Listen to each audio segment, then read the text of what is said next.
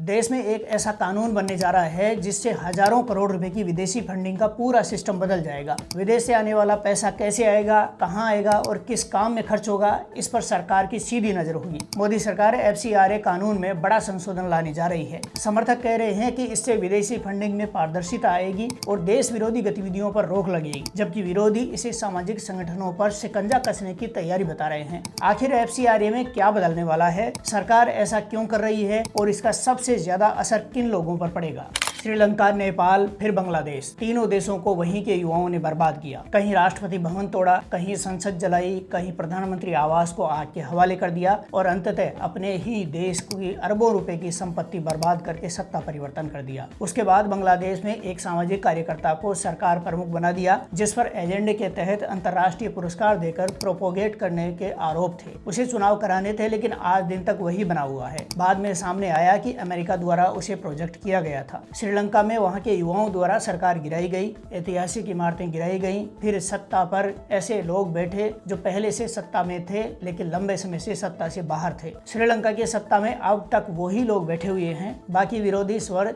दबा दिए गए हैं। श्रीलंका की पिछले दिनों हालत ये हो गई थी कि भारत ने पैसे, पेट्रोल, डीजल और चावल खिलाकर जान बचाई थी। नेपाल में युवा भड़के, उनका फायदा उठाकर एक सिंगर डांसर ने पार्टी बनाई और चुनाव जीतकर युवाओं का मंत्रिमंडल बनाया, लेकिन सरकार चलाने की अनुभवहीनता के कारण नेपाल की अर्थव्यवस्था फिसलती जा रही है। जो नेपाल वर्षों से चीन से दूरी बनाकर खुद को बचाए हुए था, आज उसी चीन की गोद में बैठ गया है और चीन आगे कैसे शिकंजा कसता है ये जग जाहिर है। अब बात भारत की करते हैं। यहाँ 2014 से मोदी सत्ता में है। उससे पहले 10 साल तक यूपीए का शासन था, जिस सरकार के मंत्रियों पर जमकर भ्रष्टाचार करने और आतंकवाद नहीं रोक पाने के सबूत सामने आए थे। 12 साल पहले मोदी ने सत्ता में आने के बाद सबसे पहले देश का आतंकवाद खत्म किया, फिर नक्सलवाद खत्म किया, अब बॉर्डर सुरक्षा पर काम किया जा रहा है। जो दंगाई थे उन पर नकेल कसने का काम किया गया। जो लोग देश तोड़ने का दम बरते थे वह आज जेलों में सड़ रहे हैं। कश्मीर से धारा 370 हटाकर पाकिस्तानी मंसूबों को नाकाम किया गया। मुस्लिम महिलाओं का सम्मान बचाने के लिए 3 तलाक को खत्म किया। ऐसे तमाम मुद्दों पर काम किया जो देश के लिए बेहद जरूरी थे। अब देश के कई राज्यों ने UCC कानून लागू कर दिया है और केंद्र सरकार की तैयारी है कि देशव्यापी स्तर पर UCC लागू किया जाए। इसके बाद सरकार NRC की तरफ बढ़ेगी, जिससे विदेशी घुसपैठियों को खदेड़ा जाएगा। ये तमाम बातें उनको पसंद नहीं आती जो देश को तोड़ना चाहते हैं या विदेशी ताकतों के द्वारा संचालित हैं, जैसे जॉर्ज सोरोस की फंडिंग वाले लोग या युवाओं को भड़काने का काम करते हैं। जॉर्ज सोरोस खुले मंच से कह चुका है कि वो भारत को तोड़ने, अराजकता फैलाने और हिंसा के लिए फंडिंग करता है।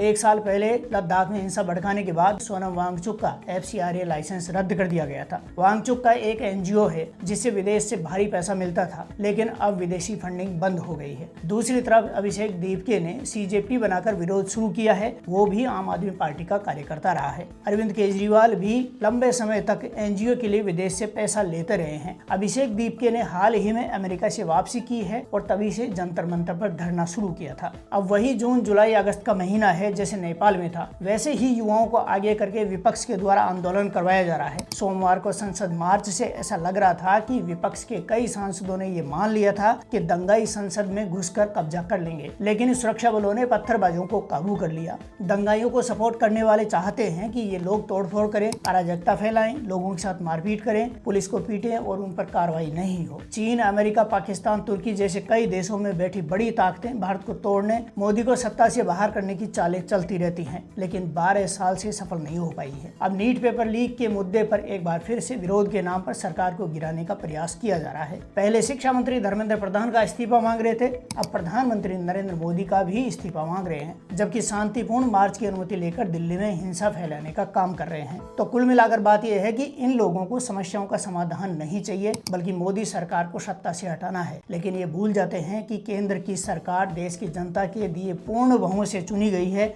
इसे लोकतांत्रिक तरीके से हटाया जा सकता है। लेकिन आज सबसे बड़ा सवाल यह है कि देश में अचानक उबलते युवा आंदोलनों और जंतर मंतर पर अनशन का असली सच क्या है। दरअसल मोदी सरकार इसी संसद सत्र में FCRA यानी फॉरेन कंट्रीब्यूशन रेगुलेशन एक्ट में बड़ा संशोधन लेके जा रही है। इस नए कानून के तहत अब विदेश से आने वाले एक पैसे का हिसाब SBI के केंद्रीयकृत खाते के जरिए रखना होगा और NGO को पाई का हिसाब देना पड़ेगा कि पैसा कहां से आया और किस मद में खर्च किया गया। लेकिन इस पारदर्शी कानून से पेट में दर्द किसको हो रहा है? असल में सोनम वांगचुक जैसे सामाजिक कार्यकर्ताओं के NGO को विदेश से भारी फंडिंग मिलती है, लेकिन पैसों के इस्तेमाल और सोर्स को लेकर हमेशा रहस्य बना रहता है। सोनम का FCRA लाइसेंस लद्दाख लद्दाख हिंसा के बाद सस्पेंड कर दिया गया था। हाल ही में सामने आया कि छत्तीसगढ़ के एक युवक ने हजारों डेबिट कार्ड्स के जरिए 94 करोड़ रुपए की विदेशी फंडिंग निकालकर देश में धड़ल्ले से नक्सलवाद के खेल में खपाई गई। अमेरिकी विदेश मंत्री मार्को रूबियो जब कोलकाता में मदर टेरेसा ट्रस्ट का दौरा करते हैं और ईसाई धर्म में प्रचार प्रसार के लिए अमेरिकी मदद का वादा करते हैं, तो ये पैसा भी